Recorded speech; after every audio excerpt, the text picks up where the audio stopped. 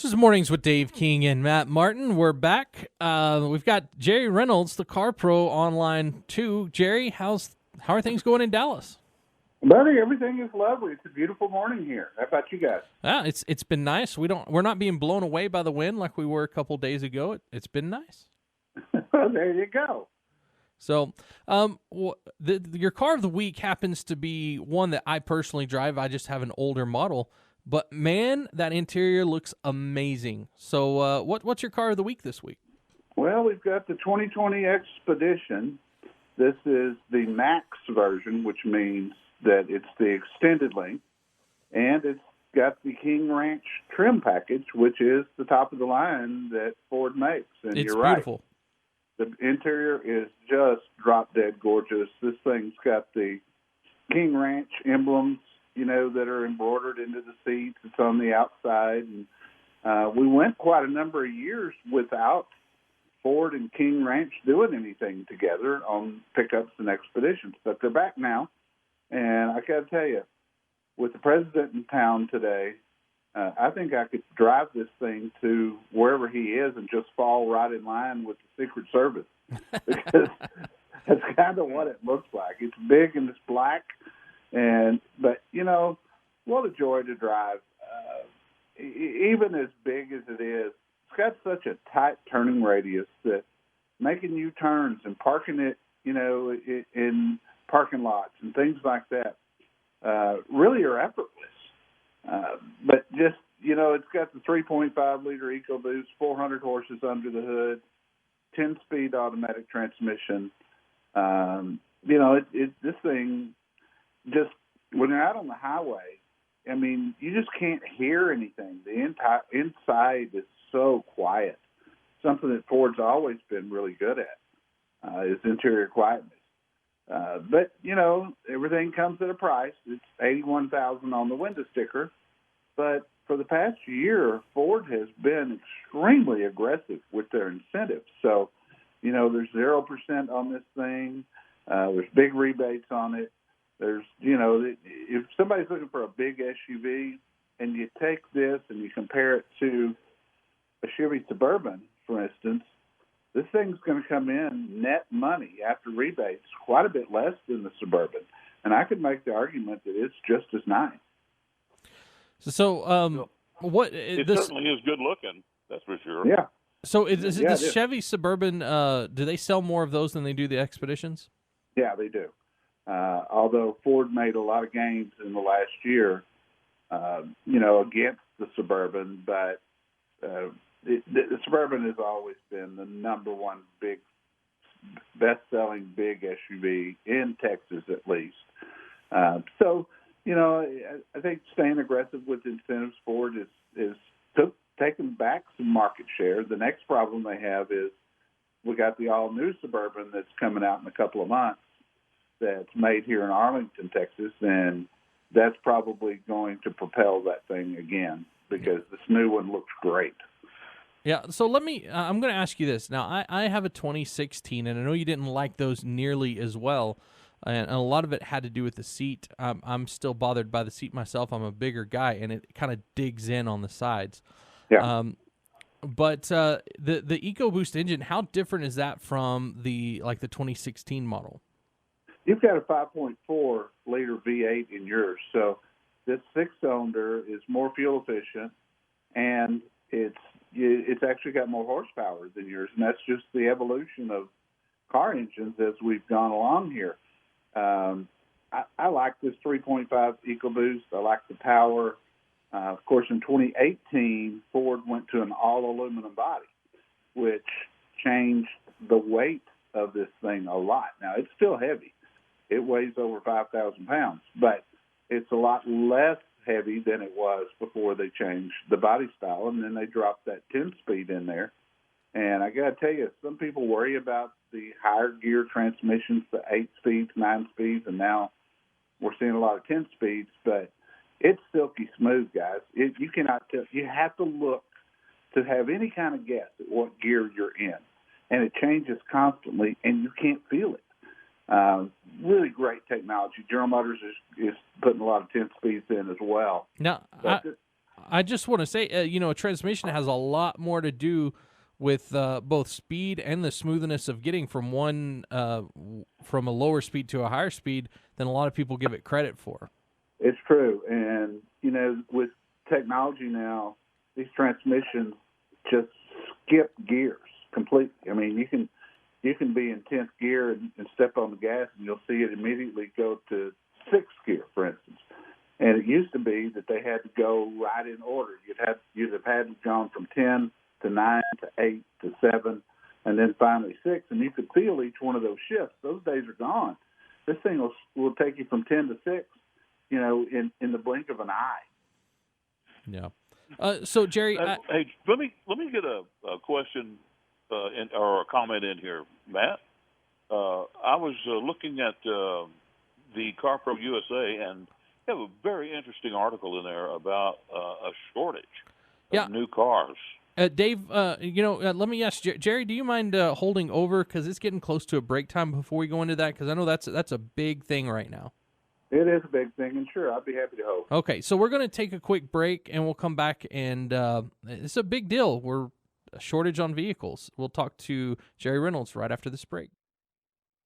This is Mornings with Dave King and Matt Martin. We're back with the Car Pro Jerry Reynolds, and Jerry, Dave had asked a little bit about the shortage you've got on. I guess it's on CarProUSA.com. A story about shortages across the United States. Yes, and I've been talking about this with your audience now on Saturdays for probably 3 weeks, because you could see this coming.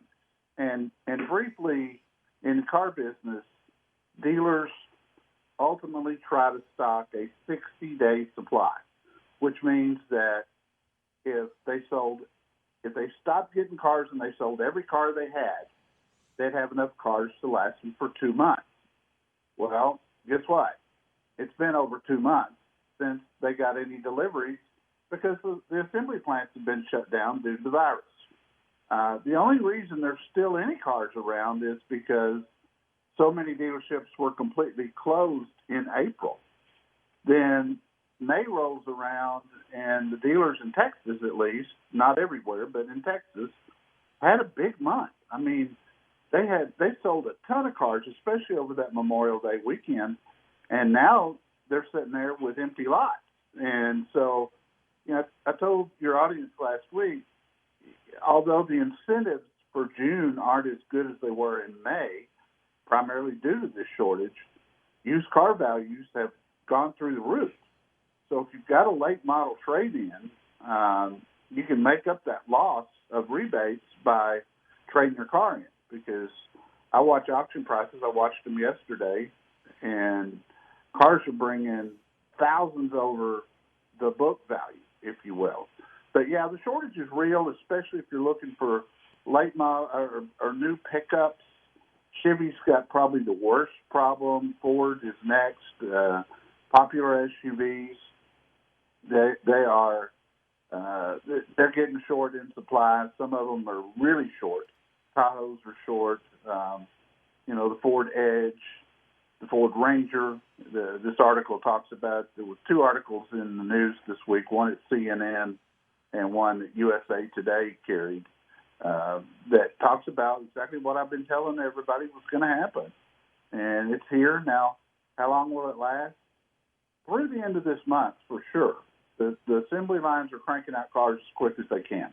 And this can turn around in fairly short order. But I think all of June inventory is going to be tight. Well, also, probably the ones that are not sold as much would probably be staying lower inventory for longer than the ones that they sell a lot of, just because what are they going to be pumping out? Yeah, I mean, the dealers, great example, Chevy dealer here in Dallas, the number 1 Chevy dealer in America. For the first time that I can ever remember, they're having a sale on Malibus. I mean, this is a dealership that constantly pounds Silverado, heavy-duty Silverado. That's where the money is. Suburban.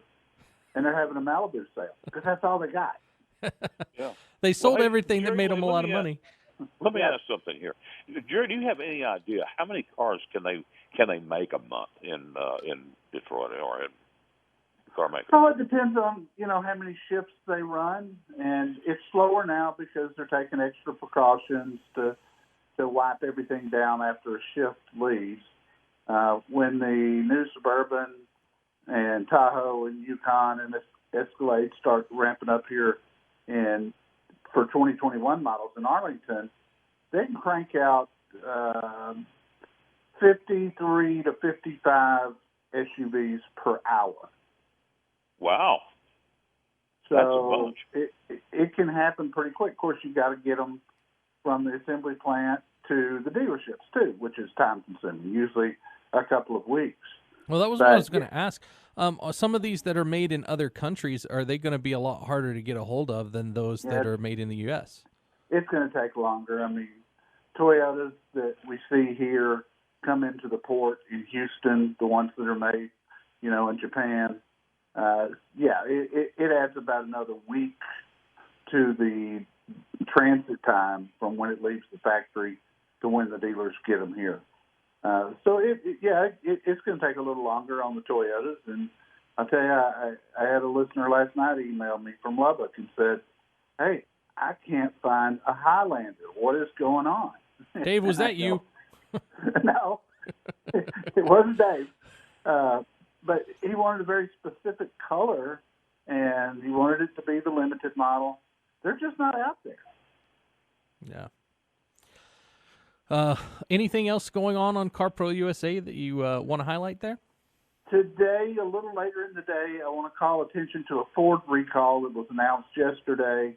We'll have that updated today, but it's a big one. Over 2 million vehicles, 2011 to 2016 models, some popular vehicles too. Ford Fusion, Ford Focus, Escape. There's some Lincoln products in there, Mustang. But this is a particularly annoying recall because for the people who are in this will be the third time that they've had to go in for this same problem. And it's a dangerous situation with door latches not working correctly. So if anybody's got a Ford, they need to check today, a little later in the day, about this recall. It's serious. Yeah. All right, well, Jerry, thanks for coming on our program here on Mornings with Dave King and Matt Martin. I want to remind everyone that you are going to be on from 11 to 1 on Saturday, right here on 95.1 FM, 790 AM KFYO. And your website is carprousa.com. And the Ford Expedition that you were talking about, the 2020 Ford Expedition, will be up on Monday. Right, correct. All right. Well, Jerry, I'll see you guys on the radio. Thanks for coming on. We'll see you later. Buddy.